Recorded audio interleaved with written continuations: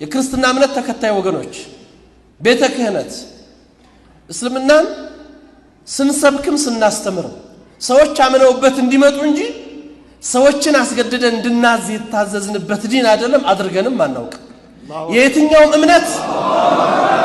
የትኛውም እምነት ክብር እንዲነካ አንፈልግም። ያም የታዘዝነው በቁርአን ላይ ነው። አላህ የሌሎችን እምነት አትሳደቡ እምነታችሁን ታሰድባላችሁና ጌታችሁን ታሰድባላችሁ ስላለ የሰው እንዲነካ አንፈልግም የሚል ነገር ሲናገር ሰምታችሁታል። ኦርቶዶክስን ሃይማኖት እንደዚህ ያሉ ሲዘረጥጡና እዚህም በላይ የወረደ ነገር እየተናገሩ ያሉ የእስልምና ተከታዮች ላይ ለምን እርምጃ አይወስዱም? ውሸት ደግሞ ዲያብሎስ የሚያደርግ ከሆነ ኢየሱስ ክርስቶስ ዲያብሎስ ነበር። በመቀጠል ደግሞ ኢየሱስ ክርስቶስ እጁን ሳይታጠብ የሚበላ በሽተኛ የአእምሮ ችግር አክል የነበረበት ሰው ነው ማለት ነው። ስለዚህ ይሄ በዚህ ሰውዬ መመራትን በፍጹም የሚቻል ሰው አይደለም። ስለዚህ ነው ሰዎች ክርስቲያኖች አሁንም የኢየሱስ ክርስቶስን እብደት ለማስቀጠል እየተሯሯጡ የሚገኙት ማለት ነው። ወሰላሙ አለይኩም። ክርስቲያኖች እንግዲህ የኢየሱስ ክርስቶስን እብደትና ውሸት የጳውሎስን ቅዠት ኦሆላና ኦሆሊባ ሸርሙጦች ናቸው። እግዚአብሔር አግብቷቸዋል፣ ልጆች ወልዶባቸዋል። መልሱን አምጣ። ዝሙት ነው አይደለም? ይሄ አስወጣው። ይሄንን ባለጌ ዝሙት ነው አይደለም? አንተ ባለጌ ደደብ የመጨረሻ ውሻና አንተ እኮ አጠቃላይ ሙስሊም ካሁን በኋላ የመልስ መስጠት መቻል አለብህ። መግደል አለብህ። መገደል አለባቸው። ካልገድክ አይሆንም። አንገቱን መቁረጥ አለበት። ጨርግድለት አንገቱን። ፈሪ ናቸው፣ ቅዘናም ናቸው። ወላሂ ሱማ ቤተክርስቲያኑን ታቦቱን ልታጋይለት ይገባል። ይሄ ግለሰብ እንግዲህ ቁርአንን ያቃጠለ ሰውዬ ነው። ቁርአንን እንዳቃጠለ ደግሞ በጥይት ተገሏል። ቀጥሎ ደግሞ ይሄን ግለሰብ እፎ የሚባለውን በተገኘበት ይገደል። ሁላችሁም ይሄን ቪዲዮ ሼር፣ ኮፒ ሊንክ፣ ሪፖስት ያደረጋችሁ ለሁሉም ሙስሊሞች አድርሱ። መቀጣጫው የዚህም ይሄ መሆን አለበት። የእስልምና ሃይማኖት ተቋም እናንተ በመጀመሪያ እናንተ ራሳችሁ የክርስትናን ሃይማኖት ወጥተው የሚሳደቡ ኡስታዞች ላይ ምንድነው የምታደርጉት ነገር? ምንድነው የምትቀጧቸው? ምንድነው እሱን ለማስቆም ምንድነው ያደረጋችሁት ነገር? ንጽጽር የሚባለውን ነገር የጀመሩት ሙስሊሞቹ ናቸው፣ እስላሞቹ ናቸው የጀመሩት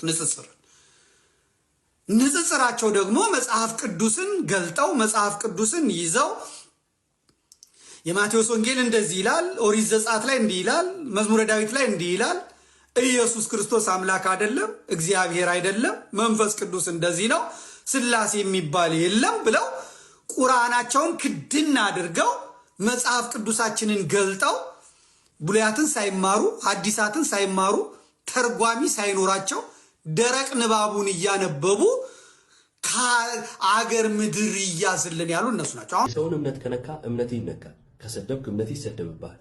የሰውን አምላክ ካንቋሸሽ አምላክ ይንቋሸሽብሃል። ስለዚህ እምነት እንዳይነካ የሰው እምነት አትነካ፣ አምላክ እንዳይሰደብ የሰው አምላክ አትሰድብ። በእስልምናው ዘርፍ ላይ ግን ይሄን አለ።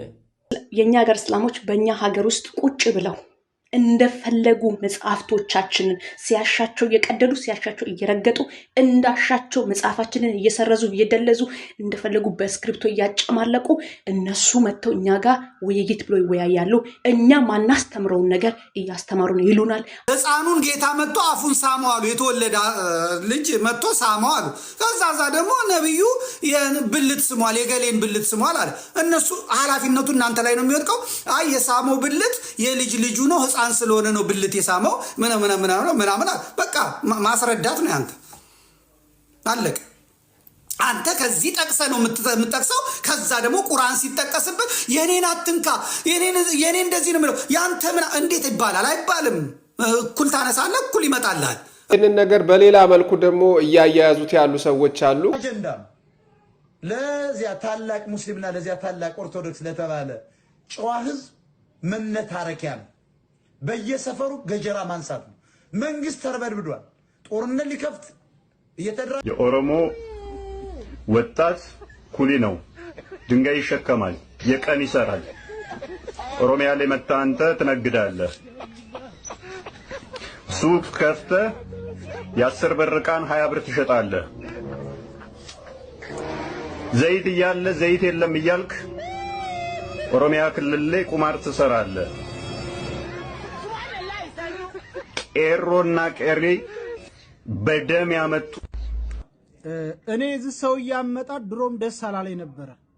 አሁን ግን እውነታውን ሰላም ሰላም ሰላም ውድ አዳም ቲዩብ ቤተሰቦች ውድ ኢትዮጵያኖች እንዴት ናችሁ? እንዴት ሰነበታችሁ? እንደምን ከረማችሁ? ሁን ያለው እግዚአብሔር ይመስገን ክብሩ ይስፋ ለፈጣሪ። ዛሬም እንግዲህ በመግቢያው ላይ እንደተመለከታችሁት መልእክት ያላቸው ቪዲዮዎችን ይዤላችሁ መጥቻለሁ። እነኛ ቪዲዮዎች እያየን የራሳችንን ሐሳብ አስተያየት እንሰጣለን። እኔ የተሰማኝን ከዚህ በቀጥታ ለእናንተ ማድረስ ይሆናል። እናንተ የተሰማችሁን እንደተለመደው በኮሜንት መስጫው ላይ ልታካፍሉ ትችላላችሁ። ወደ ቪዲዮዎቹ እንሂድ።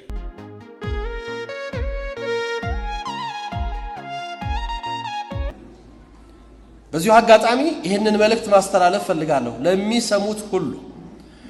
በዚህ ሰሞን በሚዲያ እየተንሸራሸረ ያለ የነብዩ ክብርን የነካ ነብዩን አይደለም የደፈረው። ነብዩ የማይደፈር ስብዕናና ክብር ያላቸው ነው።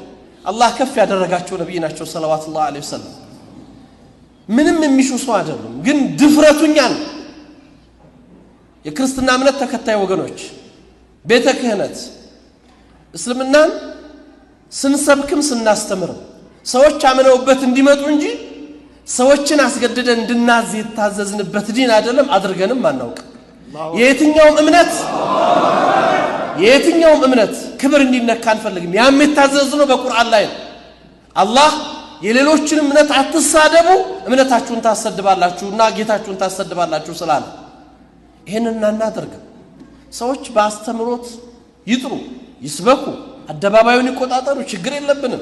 ሐቅ ያለው ሜዳው ላይ ይውጣ።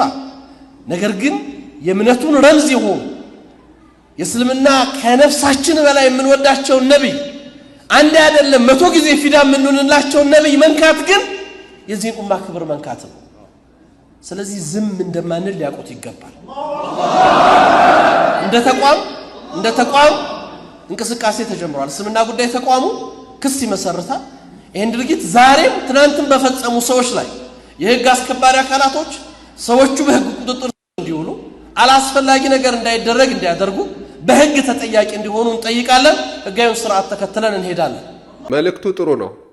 ግን በጣም የሚገርማችሁ ነገር የራሳችን ሲነካ እንደዚህ አለ እርምጃ ለመውሰድ ምንነሳ ከሆነ የሰው እንዲነካ አንፈልግም የሚል ነገር ሲናገር ሰምታችሁታል።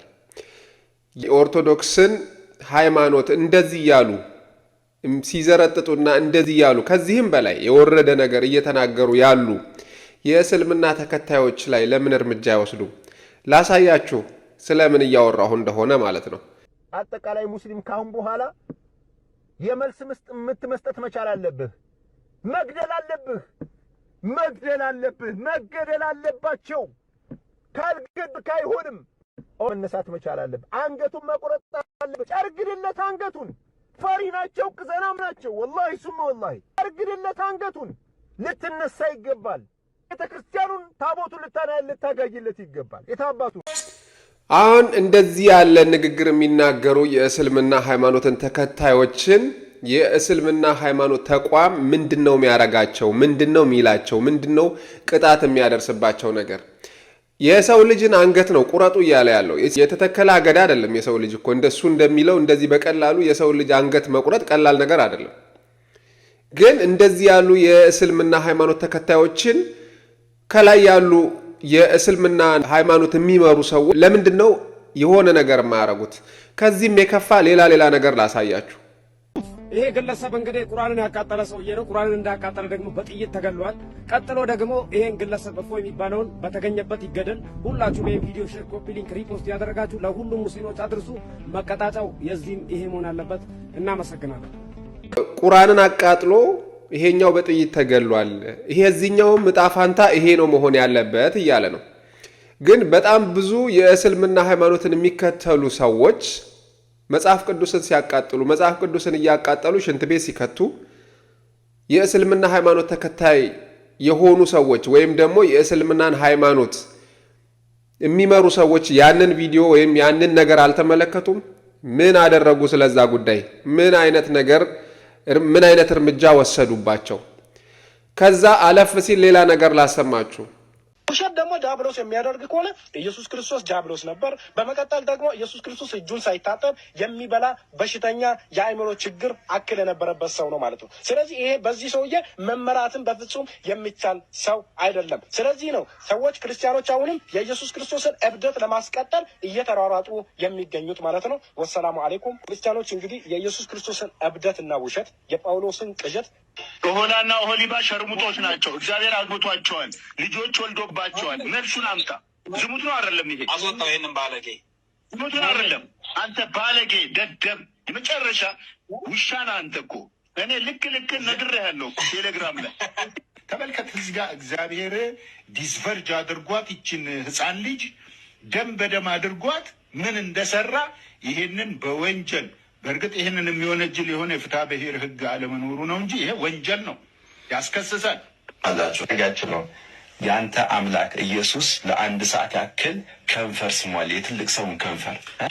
የአንተ አምላክ ጌ ነበረ፣ ወንድ ለወንድ የሚሳሳም ማለት ነው። ገድለም ሲሆን ማማዬ አንቺ የሸርሙጣ ልጅ የሸርሙጣ እንግዲህ እንደሰማችሁት ነው ኦርቶዶክሳውያን ክርስቲያኖች፣ እኔ እናንተ ስለምንገዛለት ስለ አንዱ አምላካችን መድኃኒታችን ኢየሱስ ክርስቶስ ሲናገሩ ያንተን የስጋ ፍላጎትን እንኳን እንደው የስጋ ስሜትን አልተጨነቁለትም።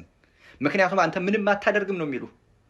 አንተ ስለምትገዛለት መስቀሉን ተሸክመ ሌት ተቀን መንግስት ትምጣ እያልክ ስለምትናፍቀው ስለ ክርስቶስ ኢየሱስ ሲናገሩ፣ አንገትን በአደባባይ ስለምትሰጥለት ስለ ክርስቶስ ኢየሱስ ሲናገሩ ያንተን የስጋ ፍላጎትን ግን አልተጨነቁለትም። ምክንያቱም ያስተምሯችን ችግር ነው። ዘመኑን የዋጀ ትምህርት እየተማርን አይደለም ኦርቶዶክሳውያን። በወዲያኛው ዘመን በስደቱ ዘመን ስላንተ ቀኑን ሙሉ እንገደላለን ብሎ አንድ አስተማሪ ሲያስተምር መድረክ ላይ ቆሞ አንድ ክርስቲያን ሰማዕትነትን ቢቀበል ያ ዘመን ላይ እግዚአብሔር ተአምራቱን ይገልጽ ነበረ። ሌሎችም አላማኞች ሌሎችም አሕዛባውያን ይመጡ ነበረ እያዩ። በዚህ ዘመን ግን ሲገሉ ያንተ ሞት ላይ ቁመው የሚጨፍሩ ናቸው። ዘመኑ የተቀየረ ነው። ይህን መለየት አለብህ። እግዚአብሔርን በአንተ ላይ ታምራትን አይገልጽም። ምክንያቱም አልቀረብከውማ። የምር አይደለማ የምንኖረው፣ የምር አይደለማ፣ የውሸት እኮ ነው።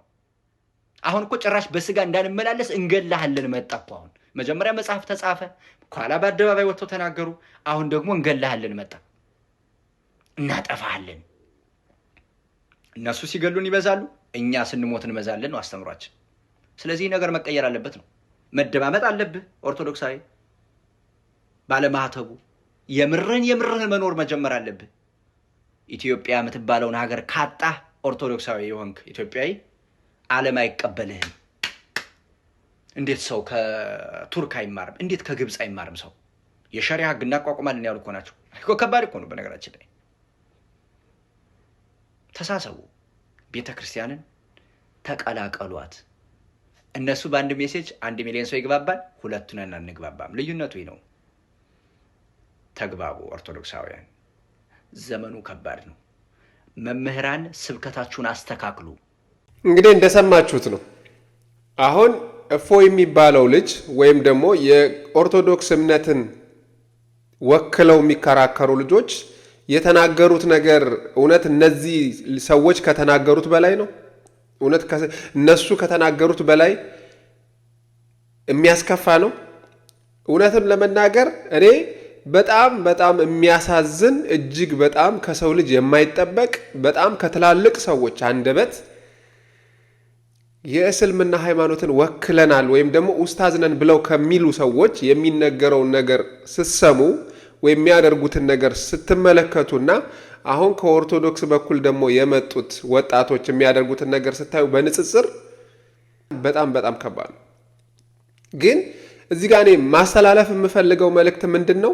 የእስልምና ሃይማኖት ተቋም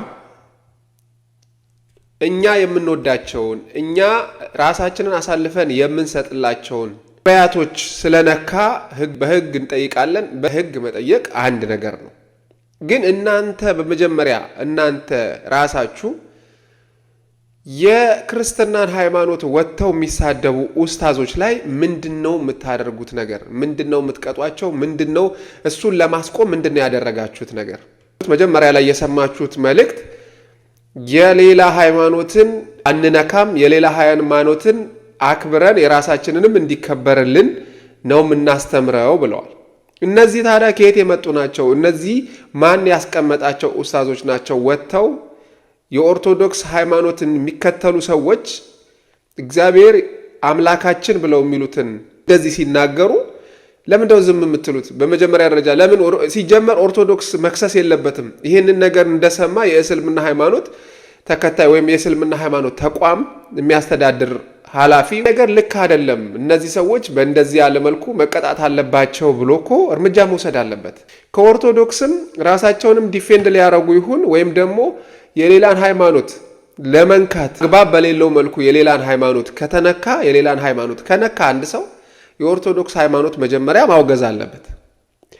ግን እውነት የእስልምና ሃይማኖትን የሚከተሉ ሰዎች ያንን ሁሉ ነገር ሲያደርጉ እነዚህ ዛሬ ላይ የእስልምና ሃይማኖትን ነክቷልና እንገላለን የሚሉትም መገደል አለበት የሚሉትም መታሰር አለበት የሚሉትም ሰዎች ያንን ሁሉ ነገር የእስልምናን ሃይማኖት የሚከተሉ ሰዎች የኦርቶዶክስን ያንን ሁሉ ነገር ሲያደርጉ ሴት ወንዱ መጽሐፍ ቅዱስ እየቀደደ መጽሐፍ ቅዱስ ላይ ውሃ እየደፋ መጽሐፍ ቅዱስን እየበጫጨቁ ሽንት ቤት እየከተቱት ቪዲዮ እየሰሩ ሲለቁ ለዓለም አላዩትም? አልተመለከቱትም?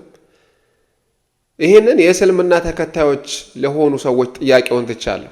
የእስልምናም ሃይማኖት እንዳይነካ ካስፈለገ የኦርቶዶክስ ሃይማኖትም እንዳይነካ ካስፈለገ እያንዳንዱ የሃይማኖት ተከታይ የሚሰራውን ስህተት በመጀመሪያ ደረጃ የሃይማኖት ተከታዮች ወይም የሃይማኖት ተቋም ነው ጥያቄ መጠየቅም ያለበት እርምጃ መውሰድ ያለበት። ስለዚህ እኛ ስንነካ ለምን ትነኩናላችሁ? እናንተ ስትነኩ ዝም የምትሉ ከሆነ የእናንተ ሰው ሌላ ቦታ ሄዱ ሌላ ድንበር አልፎ መጥፎ ነገር ሲያደርግ ዝም የምትሉ ከሆነ ሌላው ድንበር አልፎ ወደ እናንተ ሲመጣ እንዴት ነው ተነስታችሁ ለዛ ነገር መልስ የምትሰጡት? ኡስታዝ ነን ብለው የግሩፕ ሰብስበው በግሩፕ ላይ የሚያስተምሩ የእስልምና ሃይማኖት የሚከተሉ ሰዎች የሚሰጡትን ገለጻና የሚያደርጉትን ማብራሪያ የሚሳደቡትን ስድብ ተራ የሆነው ስድብ በመሳደብ ጽድቅ አለ እንዴ ጎበዝ? የሚሳደብ ሰው ይጸድቃል እንዴ? የሚሳደብ ሰው ሃይማኖትን ያስከብራል እንዴ?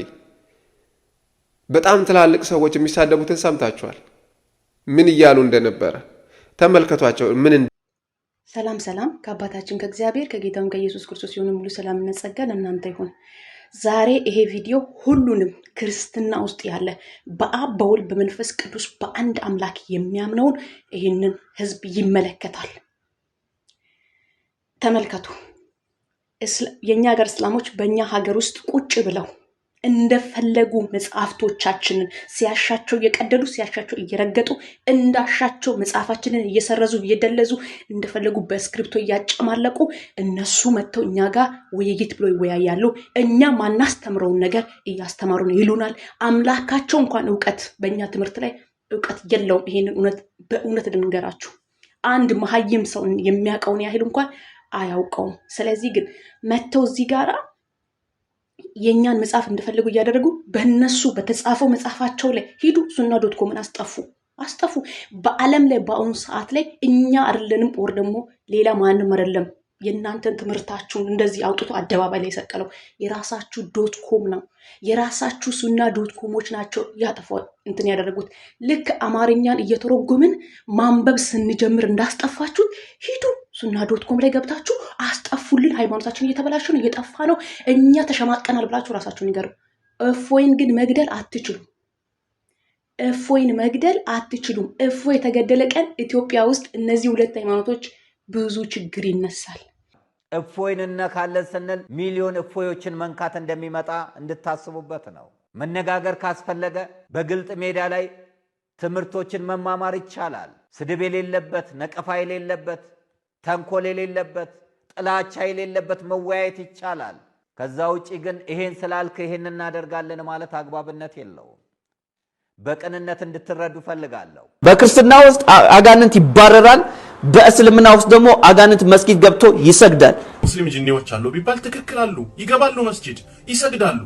መስጊድ እንግዲህ በእስልምናው ዓለም ውስጥ ቅዱስ ቦታ ነው፣ የተከበረ ቦታ ነው። ለአምላክ ሙስሊሞች አምልኮአቸውን የሚፈጽሙበት ቅዱስ ቦታ እንደሆነ ይታመናል። የት መስጊድ? እዚህ መስጊድ ውስጥ ነው እንግዲህ አጋንንት ከሙስሊሞች ጋር አብሮ ገብቶ የሚሰግደው። ከአጋንንት ከጋኔኖች ውስጥ ያመኑ ሙስሊሞች ወንድሞቻችን ናቸው። በክርስትና ውስጥ የማን ቤተሰብ ነን? የእግዚአብሔር ቤተሰብ ነን። በእስልምናው አስተሳሰብ ደግሞ ስናይ ሙስሊሞች የጋኔን ወንድሞችና እህቶች ነው ያላቸው። ስለዚህ የሙስሊሞች ቤተሰብ ማን ነው? ጂኒ። የክርስትና ደግሞ የክርስቲያኖች ቤተሰብ ማን ነው? እግዚአብሔር። እንደውም ከዚህ የበለጠውን ምንም ሳንሸማቀቅ በኮንፊደንስ መናገር አለብን። ከጋኔኖች ውስጥ ያመኑ ሙስሊሞች ወንድሞቻችን ናቸው። ኢየሱስ እኛን ወንድሞቼ ብሎ ሊጠራን አያፍርም። አቡ ሀይደር ጋኔንን አጋንንትን ወንድሜ ለማለት አያፍርም።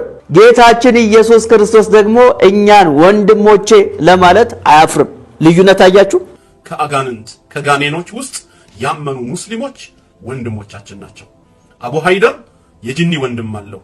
አቡ ሀይደር የጂኒ እህት አለው። ጋኔንን ወንድሜ ብለን አንጠራውም። የወደቀ ነው። የረከሰ ወንድም ሊኖረኝ አይችልም። ከእግዚአብሔር መንግስት የተጣለ ወንድም ሊኖረኝ አይችልም። የተዋረደ ወንድም ሊኖረኝ አይችልም። ስለዚህ በክርስትናው አጋንንት የወደቀ የረከሰ ሲሆን በእስልምናው ደግሞ አጋንንት የሙስሊሞች ወንድም ሆኖ እናገኘዋለን ማለት ነው። በክርስትና ውስጥ አጋንንት የሚቀጠቀጥ ነው።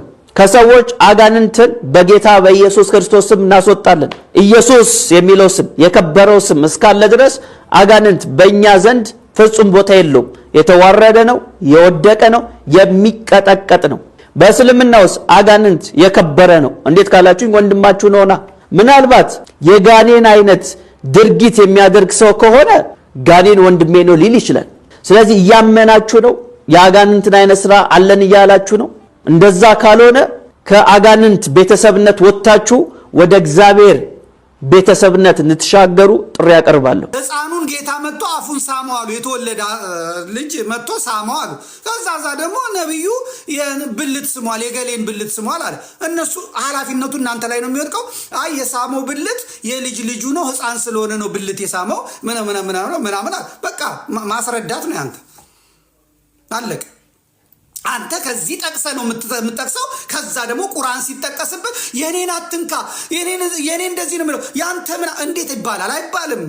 እኩል ታነሳለህ፣ እኩል ይመጣልሃል። እኩል ትጠይቃለህ፣ እኩል ይሰጣል። ይሄን ያደረገው መልኩን አልደበቀ፣ ፊቱን አልደበቀ፣ ስሙን አልደበቀ። ሰማዕት እኮ ነው ይሄ ልጅ፣ ሐዋርያ እኮ ነው ይሄ ልጅ። ነገር አልፈለገ። ነገር የፈለጋችሁት እናንተ። ይሄ ዝም ብሎ የሚታይ ነገር አይደለም። ትክክልም አይመጣም፣ ትክክልም አይሆንም። አንተ ጳውሎስን ስታጣጥል እኔ ደግሞ ሐምዛን አፈር ከድሜ ያበላልሃለሁ። አንተ ነቢዩ መሐመድ ኢየሱስ ክርስቶስን ስታጣጥልብኝ እኔ መሐመድን። ስለዚህ መቻል ነው። እኔ አምላኬ የምለውን እግዚአብሔር ነው እግዚአብሔር ወልድ ነው የምለው ክርስቶስን አይደለም ስትለኝ እኔ ነቢይ አይደለም ብዬ ስመጣ መቻል ነው። ስታከብረኝ አከብራለሁ፣ ስታዋረደኝ አዋርዳለሁ። ሲያስበው ምንም እንደማናመጣ ያውቃል። የሚሰማው ስሜት እንደዛ ነው። እኔ እና አህመዲን ጀበል እነማን አሁን ምንም ምክንያቱም ታንኩም ባንኩም ምኑም የነሱ ይመስላቸዋል። አንዲት ቀን ለእግዚአብሔር ግማሽ ሰከንድ ይበቋል። ይሄን ታሪክ ለመቀየር ግማሽ ሰከንድ ይበቋል ለእግዚአብሔር። በነገራችን ላይ ብዙ ጊዜ ትክክለኛ ነገርን ይዞ የሚሄድ ሰው ብዙ ፈተና ይበዛበታል። ብዙ ሰው በምድር ላይ አይወደውም። ብዙ ሰው ብዙ አቃቂር ነገር ያወጣለታል። ብዙ ሰው ያንን ነገር ሁል ጊዜ ለማጥፋት ጥረት ያደርጋል። እኔ የሚመስለኝ በዚህ ምድር ላይ ኦርቶዶክስ የማይደርስበት ነገር ብዙዎች የኦርቶዶክስ እምነትን በሚችሉት መጠን በየትኛውም አካባቢ ያሉት በኦርቶዶክስ እምነት ላይ እጃቸውን ያላነሱ የኦርቶዶክስ እምነትን ለማንቋሸሽ ያልሰሩ ሰዎች የሉ። ከየትኛውም ሃይማኖት በኩል በሉት የመጀመሪያ ችግር ሊፈጥሩበት የሚሞክሩት የኦርቶዶክስ እምነት ላይ ነው። ለምንድን ነው ሰዎች ኦርቶዶክስን በዚህ ልክ የሚጻረሩት? ለምንድን ነው የኦርቶዶክስ ሃይማኖትን በዚህ ልክ ሰዎች ያልሆነ ነገር እንዲደርስበት የሚያደርጉት? ቤተክርስቲያን እንደ ጉድ ይቃጠላል። ሃይማኖት አባቶች በየቦታው እንደተሰቃዩ፣ በየቦታው እንደተገደሉ፣ ሃይማኖቱን የሚከተሉ ሰዎች በየቦታው ሰይፍ እንዳረፈባቸው ነው። ለምንድን ነው? ለምን ይመስላችኋል? እስኪ ይህን ጥያቄ በደንብ ጠይቁ። ለምንድን ነው? የሚወደን መስሎ ግማሹ እንድንሞት መንገድ ያመቻችልናል። አንዳንዴ እኮ የሚጠላህን ሰው ትጠነቀቀዋለህ። የሚወድህ የሚመስልን ሰው ግን አትጠነቀቀውም፣ ልትጠነቀቀው አትችልም።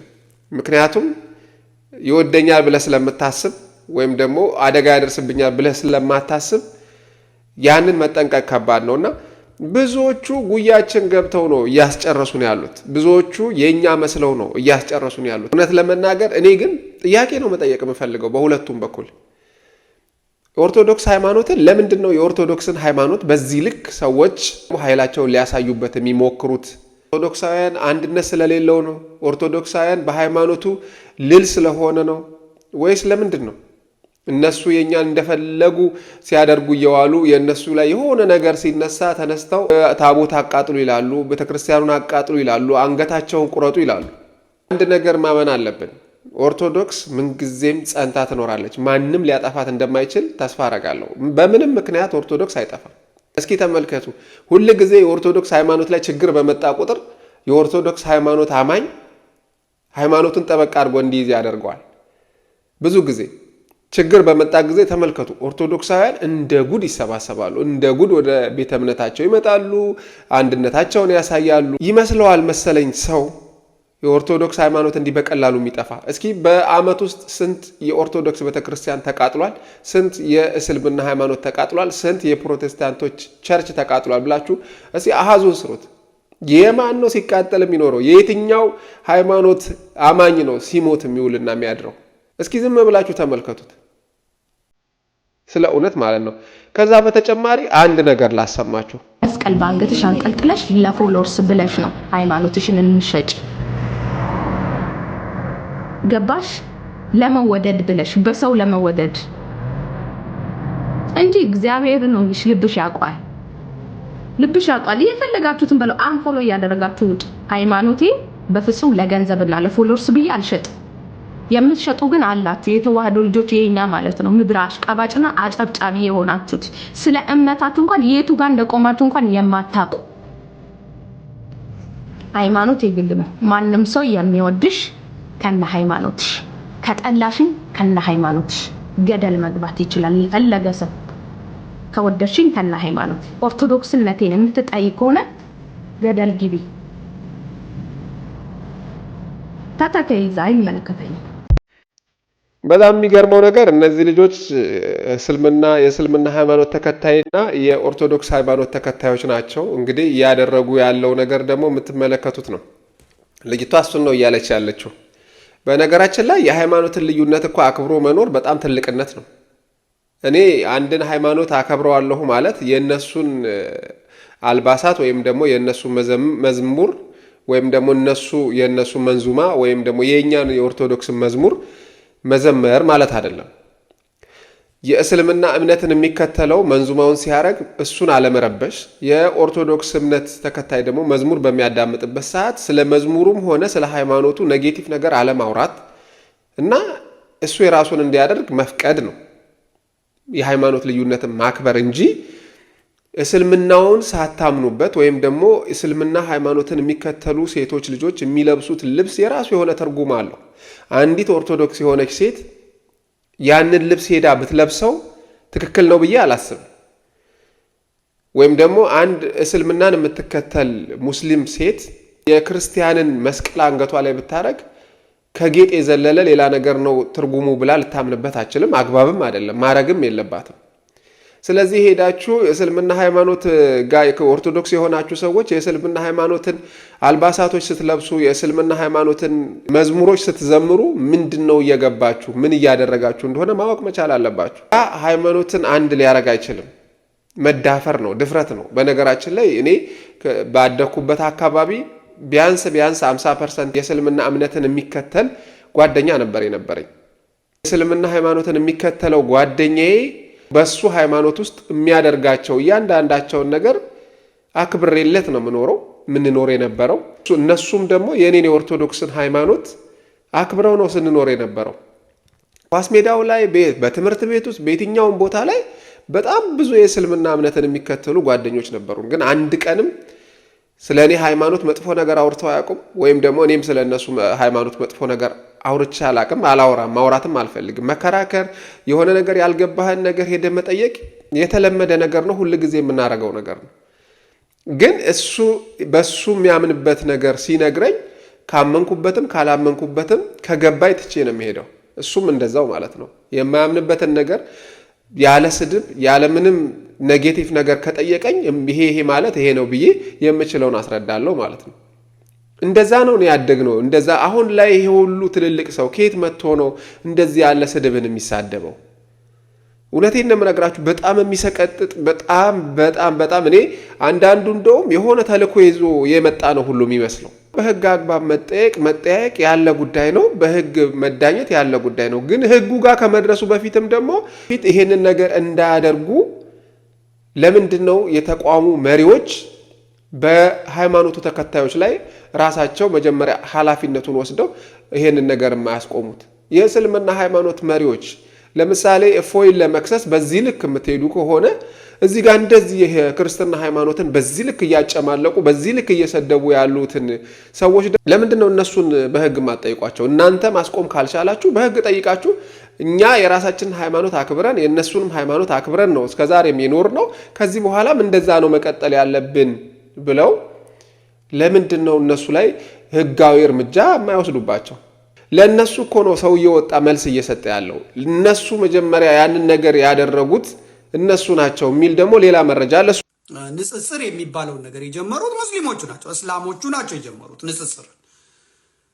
ንጽጽራቸው ደግሞ መጽሐፍ ቅዱስን ገልጠው መጽሐፍ ቅዱስን ይዘው የማቴዎስ ወንጌል እንደዚህ ይላል፣ ኦሪት ዘጸአት ላይ እንዲህ ይላል፣ መዝሙረ ዳዊት ላይ እንዲህ ይላል፣ ኢየሱስ ክርስቶስ አምላክ አይደለም፣ እግዚአብሔር አይደለም፣ መንፈስ ቅዱስ እንደዚህ ነው፣ ስላሴ የሚባል የለም ብለው ቁርአናቸውን ክድና አድርገው መጽሐፍ ቅዱሳችንን ገልጠው ብሉያትን ሳይማሩ ሐዲሳትን ሳይማሩ ተርጓሚ ሳይኖራቸው ደረቅ ንባቡን እያነበቡ ከአገር ምድር ይያዝልን ያሉ እነሱ ናቸው። አሁን ቁረጡት፣ ይሄንን በደንብ ያው አህመድ ዲዳት የተባለ ሰው የሚጽፈውን የሚናገረውን አንድ ህንዳዊ ሰውዬ የሚሰብከውን በክርስትና ላይ የሚነገረውን ነገር ወደ አማርኛ እየተረጎሙ ክርስትና እንደማይረባ፣ ክርስትና ሲባል ፕሮቴስታንቶቹም የሚያመልኩት ኢየሱስ ክርስቶስ፣ ኦርቶዶክስም ካቶሊክም የሚያመልኩት ኢየሱስ ክርስቶስ እንደማይረቡ፣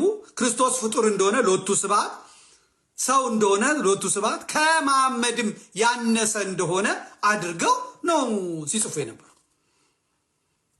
በተለይ ኦርቶዶክሳውያኑ አንድ አባት ማናቸው ኪዳነ ማርያም ናቸው። አንድ አባትና ለምን አልሰለምኩንም የጻፉት ማን ሞገስ የሚባሉት ሁለቱ ሰዎች ብቻ ናቸው እንግዲህ ምላሽ ለመስጠት የሞከሩት። እነ ታሪኩ አበራ እነ ምህረት አብም እና ያሬድ የምትባላለች ያሬድ አሁን ጴንጤ ሆናለች መሰለኝ የነበጋሻው እንትን ታሪኩ አበራም አሁን እንግሊዝ ሀገር መሰለኝ ያለው አሜሪካ ገብቷል መሰለኝ። ምህረት አብም አሜሪካ ሄዷል መሰለኝ። እነሱ ትንሽ ለመንቀሳቀስ ሞከሩ። ስለዚህ የጀመረው ከየት ነው? የንጽጽር ትምህርት የጀመረው ከእስላሞቹ ነው። ይሄ ደግሞ ወሃቢዮቹ የወሃቢ እስላሞቹ ዋነኛ የገንዘብ ምንጫቸውና ዋነኛ የሀብት ምንጫቸው ወሃቢዮቹ ዛሬ ኢንዱስትሪ በሚመስል መልኩ ባንኩን ታኩን ይዘው የተቀመጡት በዚህ ምክንያት። አሁን የወሃቢ ኡስታዞች ሌላ እንጀራ የላቸው። እስልምናቸውን አይደለም የሚያስተምሩት። ዋና የትምህርት መለኪያቸው ኦርቶዶክሳዊ ቤተክርስቲያንን መስደብ፣ አስተምህሯን መስደብ፣ አምላኬ የምትለውን ጌታዬ የምትለውን መድኃኒቴ የምትለውን ፈጣሪ የምትለውን በማያገባቸው መጥተው ፈጣሪ አይደለም ጌታ አይደለም ብለው ነገር ይጀምራሉ። መስታወት ቤት ተቀምጠው የድንጋይ ጠብ ይፈልጋሉ ማለት ነው። ኑሯቸውን የሌላውን እምነት በመዘርጠጥና በማዋረድ ላይ የተመሰረተ ነው። እንጀራቸውን በዚያ እየጋገሩ ነው የሚኖሩት። ልጆቻቸውን የሚያሳድጉት የትዬ ለሌ ኡስታዝ ተብዬዎች ቁጥር ቀላል አይደለም። ዛሬ ኡስታዞቹ ባለ ባንክ ናቸው። ዛሬ ኡስታዞቹ የቴሌቪዥን ጣቢያ አላቸው። ዛሬ ኡስታዞቹ ኢምፖርት ኤክስፖርተሮች ናቸው። ዛሬ ኡስታዞቹ እርሻ አላቸው። ዛሬ ኡስታዞቹ 4-5 ቪላ አላቸው። ዛሬ ኡስታዞቹ 4-5 ሚስት አላቸው። ዛሬ ኡስታዞቹ ቢሊዮነሮች ናቸው። መነሻቸው ግን ንጽጽር ነው። የሳቡት እንጀራቸውን አድርገው የጋገሩት የሌላውን የክርስትናን እምነት እና አስተምሮ እና መጽሐፍ ቅዱስን በመመርመር ነው። የመጡት እነሱ ናቸው ማለት ነው። በኢንዱስትሪ ደረጃ ገቢ የሚያስገኝላቸው ነው ንጽጽር ማለት። መጽሐፍት ጽፈዋል፣ ቪሲዲ ሰርተዋል፣ ሲዲ ሰርተዋል፣ ካሴት ሰርተዋል። ሳያፍሩ ሳይሸማቀቁ ይህንን ሁሉ አድርገዋል። እነዚህ አሁን የምታያቸው ጢማቸውን አንሸርገው ሱሪያቸውን አሳጥረው መከራ የሚያበሉና ሀገረ መንግስቱን በአብይ አህመድ በኩል በእጃቸው ስር አስገብተው ዛሬ በኢትዮጵያ ውስጥ ያለውን መከራ የሚያረዝሙት ኡስታዞች አውደ መድረክ ላይ ወጥቶ ሲናገሩ ሰላማዊ፣ መድረክ ላይ ወጥቶ ሲናገሩ ሩሩሮች፣ መድረክ ላይ ወጥቶ ሲናገሩ ብዝሃነትን የሚቀበሉ ነገር ግን በውስጥ ሰይፍ እየሳሉ በውስጥ ሴራ እየሸረቡ በውስጥ እያደራጁ መከራ የሚበሉ ሰዎች ያመጡት ከዚህ የተነሳ ነው። እነዚህ ሰዎች ናቸው። ይህም በደንብ መታወቅ መቻል አለበት። እነዚህ አዳዲስ ጫማ፣ ብራንድ መኪና የሚያገላብጡት በዚሁ በንጽጽር የጀገኑ ሀብታም የሆኑ እውቀታቸው መለኪያቸው ይሄ ሆኖ እንትን ያሉ ናቸው እና በዚህ ነው ኑሯቸውን መስርተው የሚኖሩት ማለት ነው። ተከታዮቻቸው የሚፈሯቸው የሚሰሟቸው እውቀታቸው በቁርአኑ እውቀት በሐዲሱ እውቀት ላይ ሳይሆን እውቀታቸው የክርስቲያንን ሃይማኖት በማዋረድ የማያውቁትን የማይመለከታቸውን በማዋረድ ነው የኖሩት። አሁን የሆነው ምንድን ነው? ይሄን የሚቀለብስ ኃይል መጣ። ይሄን አስምሩበት። ይሄን የሚቀለብስ በፊት ያሉት ሰዎች ፕሮቴስታንቶቹም ኦርቶዶክሶቹም ምላሽ የሚሰጧቸው በመጽሐፍ ቅዱስ ነበር ክርክሩ። የእስላሙ ኡስታዝ ይመጣል፣ የእስላሙ ተናጋሪ ይመጣል፣ ክርስቲያኑ ይመጣል። ክርክሩ በመጽሐፍ ቅዱስ ነው። ይሄኛው የማያምንበትን መጽሐፍ ቅዱስ ይዞ ነው የሚከራከረው። ክርስቲያኑ ደግሞ መከራ የሚያየው የሚያምንበትን መጽሐፍ ቅዱስ ለማያምንበት ሰው ለማስረዳት ነው። ሥላሴ አንድ ሆኑ ሶስት የማያገባው ኢየሱስ ክርስቶስ አምላክ ይሁን ሰው የማይገባው ያልተጠመቀ ጉዳዩ የማይመለከተው ታቦት ምን ይሁን ምን የማያውቅ ስለ ጸበል ምንነት የማያውቅ እሱ ያለው ሼክ እኔ ያለኝ ካህን ስለ ካህኔ ስለ ክህነት የማያውቅ ስለ ቅዳሴና ስለ አዛኑን እንጂ ቅዳሴው የማያገባው የማይመለከተው ኤክስፐርት ሆኖ መጥቶ በራሴ ሜዳ ላይ በራሴ መጫወቻ የግብ ክልል ላይ በራሴው መጽሐፍ ቅዱስ የማያምንበትን መጥቶ ይከራከራል ማለት ነው። በፊት የነበረው ይሄ ነበር። ምንድነው አሁን ለውጥ ያመጣው? ምንም የመጣ ለውጥ የለም። ኦኬ እናንተ የማታምኑበትን መጽሐፍ ቅዱስ ይዛችሁ መጣችሁ። እኔ አምላክ የምለውን ከሶስቱ አካል አንዱ አካል እግዚአብሔር ወልድ አብ ወልድ መንፈስ ቅዱስ የምለውን ሥላሴን እንዲህ ካዋረዳችሁ፣ ቤተ ክርስቲያኔን ካዋረዳችሁ፣ ታቦት ካዋረዳችሁ፣ እመቤታችንን በዚህ መጠን ካዋረዳችሁ፣ ከሰደባችሁ፣ ቅዱሳንን ከሰደባችሁ፣ መጽሐፍ ቅዱስን ካዋረዳችሁ፣ ከሰደባችሁ፣ ኦኬ እኛ ደግሞ እንነጋገር አሉና በቁርአኑ እንነጋገር፣ በሐዲሱ እንነጋገር ብለው መጡ። የተለየ ነገር የመጣው አለ? የለም። እነሱ እዚህ መጥቶ ሙሴ እንዲህ አድርጓል፣ ሰለሞን እንደዚህ አድርጓል፣ ምንትሴ እንደዚህ አድርጓል ሲሉ ኦኬ መሐመድ እንዲህ አድርጓል፣ ቁርአን እንዲህ ይላል፣ ሐዲሱ እንዲህ ይላል፣ እንደዚህ ተብሏል፣ ይሄው ቁርአን ላይ እንዲህ ተብሏል፣ ይሄንን አስረዳኝ፣ ይሄኛው ላንተ አይገባም፣ ይሄኛው ላንተ እንዴት ገባ? እሱ እኔ የምነግረው የቁርአን ጥቅስ የቁርአን አንቀጽ አያው ለእኔ አይገባኝም። እሱ ግን የኔን መጽሐፍ ቅዱስ የማያምንበትን አንብቦ ሲተረጉምልኝ ይገባዋል። እንዲህ አይነት ጨዋታ የለም። በመጀመሪያ ንጽጽር የሚባል ክርክር የሚባል ነገር አልመጣም። የቀደሙቱ ሙስሊሞች የቀደሙቱ እስላሞች ይህን አላደረጉ።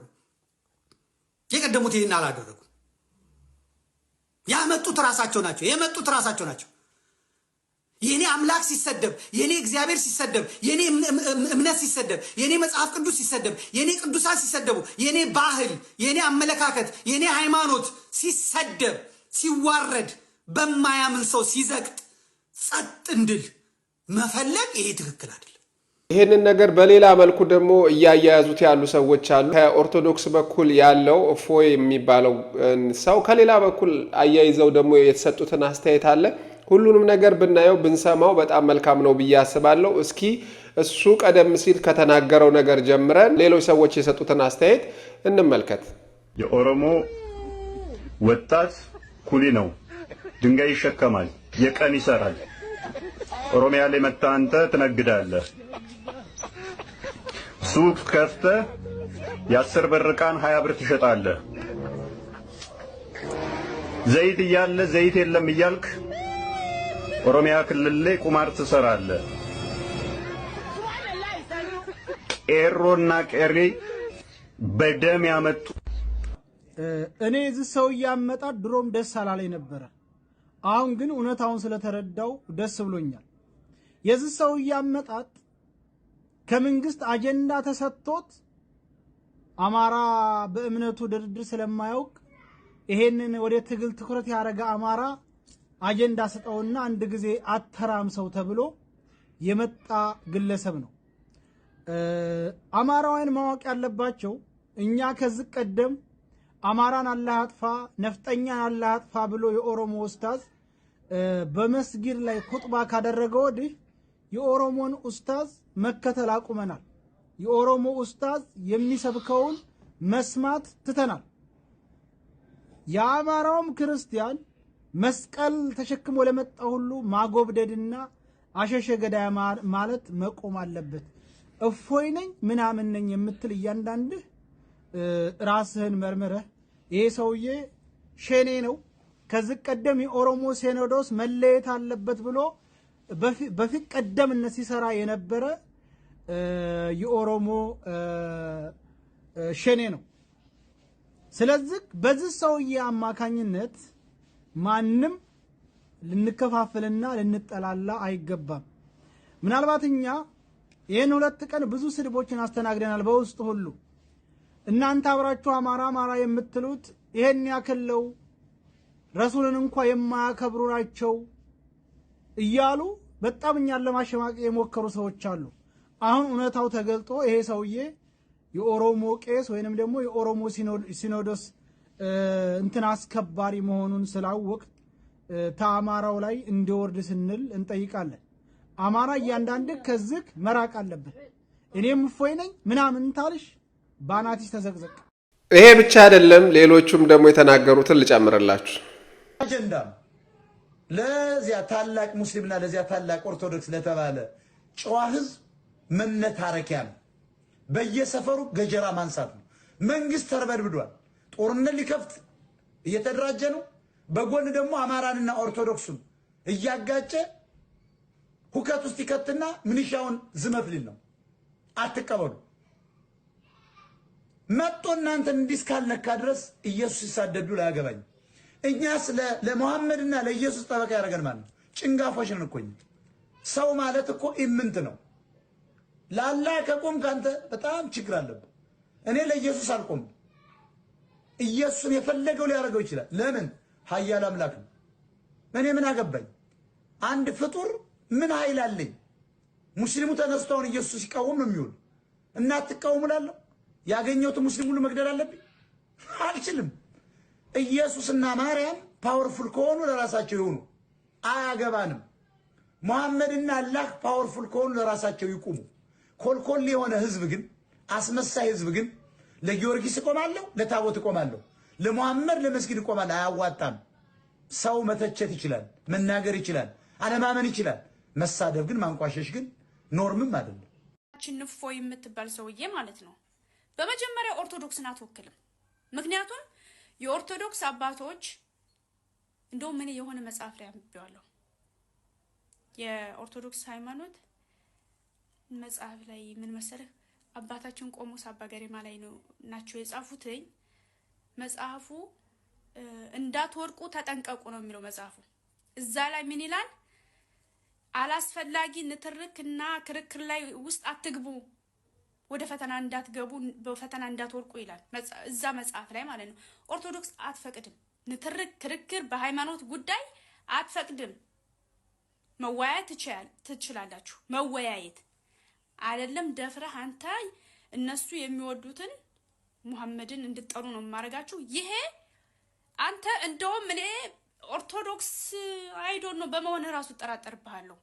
አጀንዳ ልታመጣብን ፈልገህ እንጂ ኦርቶዶክስ አዝነህ ወይም ለኦርቶዶክስ ተቆርቆረ ምናምን አይደለም። ውድ ቤተሰቦች እንግዲህ እንዳያችሁት ነው። በዚህ ቪዲዮ ውስጥ ያያችሁት ነገር በጣም የተተራመሰ እጅግ በጣም ውስብስብ ያለ ነገር ነው እውነት ለመናገርና አንዳንድ ነገሮችን ስትመለከቱ ወደ ኋላ ተመልሼ እኔም ራሱ ብዙ ነገር ለማየት ሞክሬያለሁና በጣም የሚያስገርም ነገር ነው። አንዳንድ ጊዜ አንዳንድ ሰዎች የሚናገሩት ነገር ለብዙ ሰዎች ጠንቅ ነው ይዞ የሚመጣውና የሚያስገርም ነገር በሁለቱም በኩል አይቻለሁ።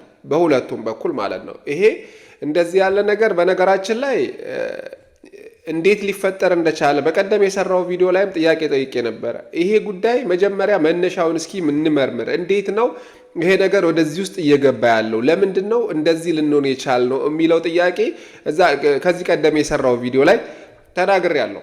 በእውነት ለመናገር እስከ ዛሬ ድረስ እንደዚህ ያለ በሶሻል ሚዲያ ላይ እንደዚህ ያለ ነገር ተሰምቶ አይታወቅም። አሁን በቅርብ ግን እየሆነ ያለው ነገር ከሁለቱም በኩል እየተነገረ ያለው ነገር ሰዎች ሃንድል እንዳያረጉት ተደርጎ ነው እየተሰራ ያለው። ሰዎች ሃንድል እንዳያደርጉት ብዬ የምለው ምንድነው በኦርቶዶክስ በኩልም ያሉ ሰዎች ታግሰው የሚያልፉት ነገር እንዳይሆን በደንብ ታስቦበትና በደንብ ተጠንቶ የሚነገር ነገር ነው የሚመስለው። ምክንያቱም ልጆቹ ሲናገሩ እንደሰማችሁት ማለት ነው ሁሉም የየራሱን አስተያየት ነው የሚሰጠው። እኔም የራሴን አስተያየት ነው የምሰጠው። ፎር ፋክት ጉዳዩ እውነቱ ማጋር ነው ያለው፣ እውነቱ የት ነው ያለው የሚለው ፈጣሪና ይሄንን ነገር የሚያደርጉ ሰዎች ጋር ነው ያለው። የሚያውቁት ይሄንን ነገር የሚሰሩ ሰዎች የሚሰሩበትን ዓላማ ያውቃሉ። ከነሱ በላይ የሆነው ፈጣሪ ደግሞ እነሱ ለምን እንደሚሰሩት ያውቃል። እኛ ግን አስተያየት ነው የምንሰጠው። አስተያየት ስንሰጥ ግን ትክክለኛውን ነገር አውቀን ነው ማለት አይደለም። አስተያየት ትክክለኛ ነገር ላይሆንም ይችላል፣ ግን ሐሳብ ነው የሰው ልጅ የሚሰጠውና ይሄ ጉዳይ በደንብ የተጠናበት ነው የሚመስለው። ሁላችንም ቆመን በደንብ ልናስብ ይገባል። ከዚህ ቀደም በተደጋጋሚ በሚባል ደረጃ እንደዚህ ያለን ነገር በደንብ አድርገን ስንሰማ ነበር። ይሄ ነገር እንደሚመጣ ምንጮች ነበሩ። እንደሚመጣ ሊመጣ እንደሚችል የሚገልጹ ነገሮች በጣም በስፋት ሲነገሩ ነበር። እኛ ብዙ ጊዜ ችግሩ ከደረሰ በኋላ አንድ ችግር እንዲሸፍን ተደርጎ ሲሰጠን ያንን ችግር እየተከተልን ስለምንሄድ ነው እንጂ ይሄ ጉዳይ ሊሆን እንደሚችል ቀደም ብሎ ሲነገር ነበር። በዜና ግቡና ዜና ፈልጋችሁ የተለያዩ ሚዲያ ላይ ብገቡ ይሄ ነገር እንደሚመጣ በደንብ ሲነገር ነበረ። ከየት ሲነገር እንደነበረ፣ ከማ ሲነገር እንደነበረ፣ ለምን ሲነገር እንደነበረም ደግሞ ዞር ብለን ማሰብ ያስፈልጋል ማለት ነው። እና ብዙ ጊዜ ብዙ ነገር ሲመጣ ችግር መሸፈኛ እየሆነ ያልፋል ማለት ነው። የሆነ ችግር ትናንትና ነበረ። ያንን ችግር ገና ተናግረን ወይም ደግሞ በችግር ውስጥ ያሉ ሰዎች ገና ሀዘናቸውን ሳይጨርሱ ሌላ ችግር ወደኛ እየተሰደደ እየመጣ እኛ ችግርን ማቆሚያ የሌለውን ችግር እየታገልን እንኖራለን ማለት ነው። ያ ሰው እንዳይረጋጋ፣ ሰዎች እንዳይረጋጉ፣ ተረጋግተው ኑሯቸውን እንዳይኖሩ፣ ኑሯቸውን ሲኖሩ የተበጠበጠ ኑሮ እንዲኖሩ፣ እርስ በርሳቸው እንዳይግባቡ የሚያደርግ ብዙ አጀንዳ አለ። ያንን ነገር ለይተን ማየት ካልቻልን፣ ያንን ነገር ለመለየት ጥረት ካላደረግንና በሁለቱም ሃይማኖት በኩል ደግሞ ይሄ ነገር ለምን ሆነ ብሎ የችግሩ ምንጮች ማድረቅ ካልቻሉ ይሄ ችግር የሚቆም አይደለምና ሰዎች ቆም ብለን ማሰብ አለብን ባይነኝ። እውነቱን ለመናገር ሁለቱም በኩል እየሆነ ያለው ነገር ከዛ በተጨማሪም ደግሞ መሀል ላይ የሚገቡ ሰዎችም አሉ።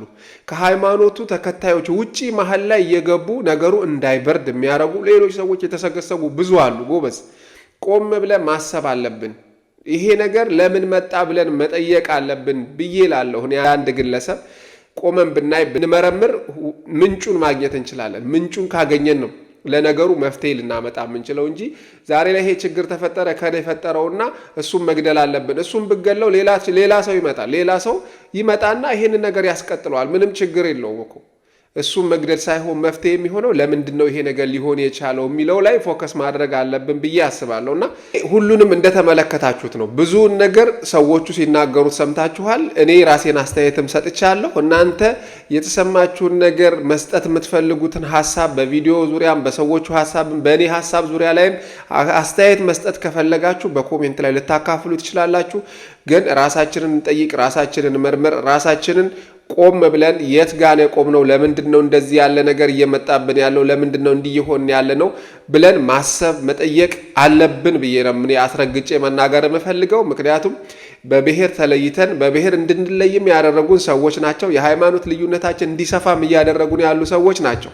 ያንን ነገር ማቆም እንዴት ነው የምንችለው ነው? ከችግራችን ለመውጣት መጀመሪያ እኛ ምን ማድረግ አለብን? እኛ ምንድነው እየተሰጠን ለምንድነው እንደሚሆነው ነገር የሚለው ላይ ፎከስ ማድረግ አለብን። አሁን የብሔሩ አልበቃ ብሎን ሃይማኖት ውስጥ እየገባን ነው። የሃይማኖቱ አልበቃ ብሎ ደግሞ ወደ ሌላ እንሄዳለን ማለት ነውና ይሄ ነገር መሰረቱን ነው መመርመር ያለብን። በየትኛውም በኩል ያለን ሰዎችን ከመስደባችን በፊት ሰዎችን ለመግደል ከማሰባችን በፊት ወይም ደግሞ በሰዎች ላይ መጥፎ ነገር ለማድረግ ከማሰባችን በፊት መጥፎ ነገር ያደረገው ሰውዬ ለምንድነው ያደረገው ያለው? እውነት ለኔ አስቦ ነው ወይ? እውነት በዛኛው በኩልም በዚህኛው በኩልም ያለው ሰው ይሄን ነገር የሚያደርገው ለኔ አስቦ ነው ወይ ለኛ አስቦ ነው ወይ ማለት መመርመር አለብን ማለት ነው። ስለዚህ ይሄንን ካልኩኝ በሚቀጥለው ቪዲዮ እስከማገኛችሁ ድረስ እኔ ለዛሬ በዚህ ለያችኋለሁ። ሁላችሁም በያላችሁበት ይመቻችሁ።